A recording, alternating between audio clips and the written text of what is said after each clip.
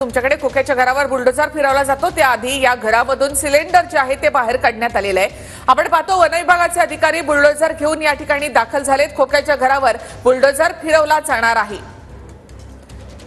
खोक्या भोसले हा सुरेश धस यांचा कार्यकर्ता आहे आणि त्याला देखील पोलिसांनी प्रयागराज मधून ताब्यात घेतलेला आहे आणि आता खोक्या भोसलेला बीड मध्ये देखील आणलं जाणार आहे।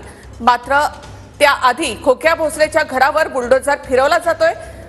पोलिसांचा मोठा फौजफाटा घेऊन या ठिकाणी वन विभागाचे अधिकारी दाखल झालेत आणि या घरामधून आणखी काही सामान जे आहे ते बाहेर काढलं जातंय।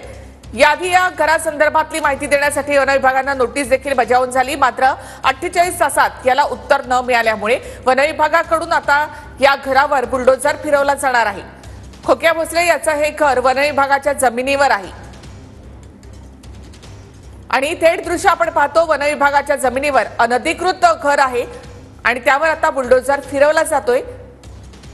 वन विभागाचे अधिकारी मोठा पोलिसांचा फौजफाटा घेऊन आणि बुलडोझर घेऊन या ठिकाणी दाखल झाले। तसंच या घरामधलं सामान आता बाहेर काढलं जातंय। सिलेंडर जे आहे ते बाहेर काढण्यात आलेलं आहे आणि वन विभागाचे अधिकारी आणि पोलीसही आता आत शिरलेत।